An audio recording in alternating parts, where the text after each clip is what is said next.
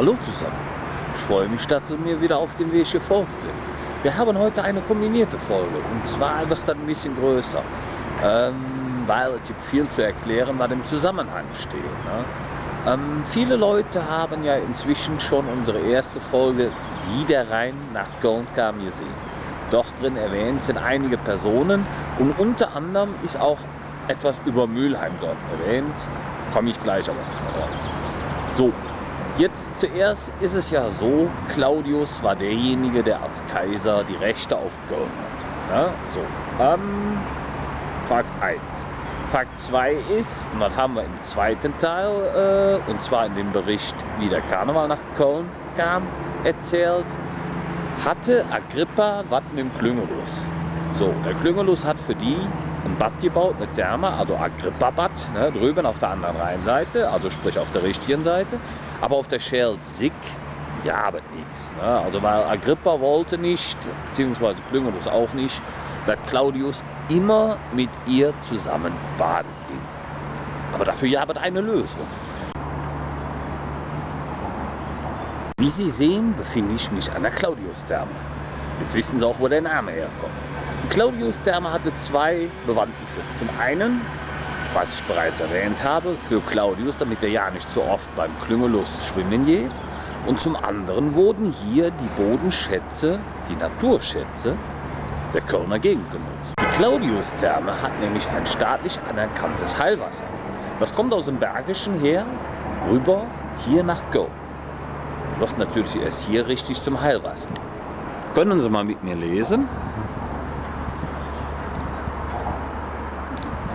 Diejenigen, die die Pause-Taste besitzen, sollten die jetzt nutzen, weil, ich gehe noch ganz kurz darauf ein, Sie können dieses Wasser noch heute genießen. Dieses Wasser ist entsprechend Reinheitsqualitätsgebot Nummer 1, 4, 5, 47, 11 genauestens geprüft und natürlich super erfrischend. Ne? Schmeckt ein bisschen salzig. So, schmeckt ein bisschen salzig, ist aber unwahrscheinlich gesund. So, jetzt kommen wir zum nächsten Punkt und den zeige ich Ihnen jetzt mal. Sie sehen hier gleich so eine Haltestelle. Wie Sie sich vorstellen können, wenn man denn dann mal so die Ländereien erobert und dabei weit kommt, ist Nachschub immer ein großes Problem. So. Und das muss natürlich dann auch lokal gehalten werden. Ne? Also angerichtet von Agrippa hat Claudius dann natürlich auch hier die örtlich ansässigen, ja, ich sag jetzt mal, Ressourcen genutzt. So, aber diese galt es zu transportieren. Also haben sie nämlich eine Pferdebimmelbahn gemacht, erschaffen. Und das hat so eine nachhaltige Wirkung, dass wir selbst heute hier drüben, ja, auf der Schelsig, noch eine kleine Bimmelbahn im Park haben hier hinter der Kölner Messe, über die wir übrigens auch noch berichten werden, die auch heute noch genutzt wird. Heute allerdings nicht mehr für den Nachschub, sondern heute nur noch zum Spaß der Bürger. Aber schauen Sie mal. Sie können täglich mitfahren, Sie können täglich rumfahren, Sie können sich einfach wohlfühlen. So, jetzt kommen wir zum nächsten Punkt. Und zwar galt es ja natürlich auch noch, die Ressourcen über den Rhein zu schaffen, was auch nicht einfach war.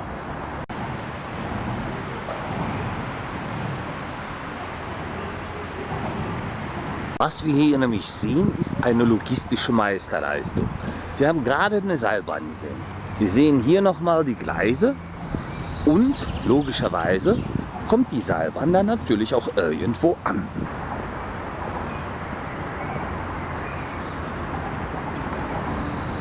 So, linke Hand sehen Sie die Gleise, hier vorne sehen Sie die Trossen der Seilbahn noch und da sehen Sie so ein Gebäude. So, was war das zu Claudius' Zeiten? Zu Claudius' Zeiten war das nämlich ein Pendelzug, der einmal quer über den Rhein geschaffen wurde, hatte folgenden Hintergrund. Man konnte so kleinere und größere Lasten ganz geschmeidig mal eben über den Rhein transportieren, ohne eine Fähre oder sonstiges Bötchen zu nutzen, weil die Rheinströmung war natürlich inzwischen nach dem Ausbau der Ubier des Rheines bis zur Nordsee sehr, sehr stark geworden. Also hat man diese Zugbrücke, nicht Zugbrücke, diesen Pendelzug aufgebaut um halt die Dinge über den Rhein zu transportieren. Und das ist natürlich auch ein Ding mit Nachhaltigkeit, das haben Sie gerade gesehen, ne? Deswegen Seilbahn. So, und hier sehen Sie auch nochmal die heutige Form des damaligen Zugs.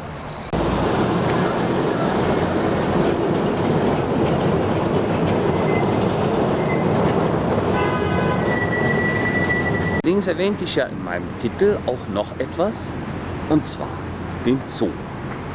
Es hängt alles irgendwo zusammen. So. Wie bereits im ersten Teil, wie der Rhein nach Köln kam, gesagt, wie Deutsch entstanden ist, jammer noch eine Döwiger und nicht so weg, denn da bringen wir immer unseren Müll hin, Mülheim. So, wir befinden uns hier also genau zwischen Deutsch und Mülheim. Sie wissen jetzt, wie beide Namen entstanden sind, habe ich Ihnen jetzt somit nochmal gesagt. Aber so ein Pendelzug hat natürlich auch noch eine andere Seite. Und da fahren wir jetzt hin.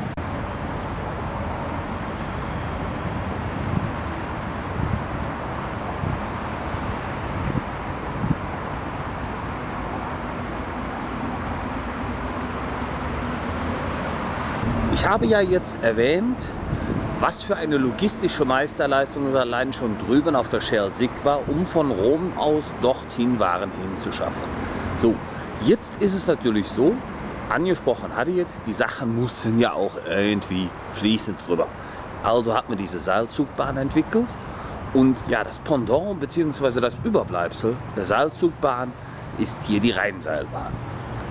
Gut.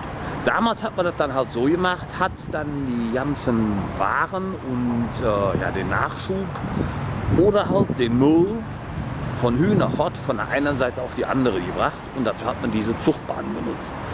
Ja, diese Zugbahn, die war schon eine Erfindung an sich. Von drüben neue Waren oder ich sage jetzt mal einfach gute Waren hier rüber zu schaffen und von hier aus den Müll rüber nach Mülheim zu bringen. Ja, dazu hat man damals nämlich was benutzt. Da nennt man heute noch, beziehungsweise nutzt man heute noch das Wort Müllemmer. So, jetzt wissen Sie noch konkreter, wie das Wort Mülheim aus Müllemmer entstanden ist. Und ja, dazu wurde dann hier diese Zugseilbahn, heutige Rheinseilbahn, benutzt. So, aber die Rheinseilbahn, die hatte noch einen Verwendungszweck. Außer dass damit Leute, Waren, Güter, Kriegszeug hergeschafft wurden damit auch die Tiere über den Rhein gebracht. Jetzt fragen Sie sich, welche Tiere? Ja, gehen wir doch mal darüber auf die andere Seite. Dann zeige ich Ihnen, was da ist. Wenn ich jetzt sage, auf der anderen Seite, meine ich nur auf der anderen Straßenseite, weil ich befinde mich ja hier schon auf der richtigen Rheinseite. So, ich befinde mich an einem ganz großen, geläufigen Gebiet, das kennen Sie vielleicht auch, gucken Sie mal. Den Kölner Zoo. Jetzt werden Sie sich fragen, was hat der Kölner Zoo mit Claudius Augustus und der Römerzeit und den Ubiern und hast du nicht gesehen zu tun? So. Keiner weiß es richtig genau, aber nach Ausgrabungen, die hier stattgefunden haben, befand sich vor dem Zoo hier nämlich so etwas Ähnliches wie der Circus Maximus in Rom. Es war sozusagen die Stätte von, ja, was soll ich sagen, Spiele, ne? Also so Römerspiele, ne? So mit Hau den Lukas und ja, das nannten sich damals, glaube ich, Gladiatoren. Und ja, lass dich von den Tierchen mal so ein bisschen verwöhnen, streichelt so, ja, in der Form, wie ihr denn damals ja, lass dich vom Löwen beißen oder vom Elefanten trampeln. Also hier gab es im Kölner Zoo alle Arten von Tieren, die man heutzutage auch noch findet. Ja, also ja, mit Ausnahme der Affen, die kamen, glaube ich, erst später dazu als, ja, ich weiß nicht, wie war das vor Düsseldorf oder danach, kann ich Ihnen nicht sagen. Nee, die Preußen meine ich ja. Ich bin schon wieder ganz durcheinander. So, ja, also das befand sich damals hier. Ne? Und jetzt wissen Sie auch, welche Tiere ich meine, die mit der Seilzugbahn dann über den Rhein transportiert wurden. Also die Tiere hin, ne? Und den Müll zurück. Ne? Und das, was man nicht mehr gebrauchen konnte, was tot war, ja, an Fleisch, was nicht mehr verwertbar war, ob Mensch oder Tier, das hat man dann unterwegs einfach in den Rhein plumpsen lassen, weil die Ubier hatten das Ding ja jetzt ausgebaut. Du wusstest ganz sicher, irgendwo in das Meer und dann ist es gut. fort ist es. So, jetzt wissen Sie aber auch, wie der Zoo entstanden ist. Aus einem Zirkus. So, ja, und das hieß damals Circus Colonia. Ne? Und da man das natürlich nicht über die ganzen Jahrhunderte richtig aussprechen konnte, haben sie dann irgendwann unter den Franzosen, die hatten insbesondere Probleme mit unserer Aussprache, deswegen haben wir heute auch noch so viele französische Wörter bei uns in Köln, wie Trottoir zum Beispiel. Die haben dann nicht Circus Colonia gesagt, sondern ganz einfach so. Ja, so entstand der Name Zoo und wurde dann irgendwie über die Franzosen natürlich verteilt, weil da gab es Tiere zu sehen. Da konnte man hingehen. Man sah Dinge, die man sonst nirgendwo auf der Welt sehen konnte. Es sei denn, man reiste weit rum und ließ sich in der Wüste von einem Löwen beißen. Ja, das fand man hier. Und deswegen hat sich das dann über die Franzosen natürlich weltweit verteilt. Erst hier in Deutschland, dann in Europa und dann weltweit. So, das war die Geschichte, die ich Ihnen heute erzählen wollte.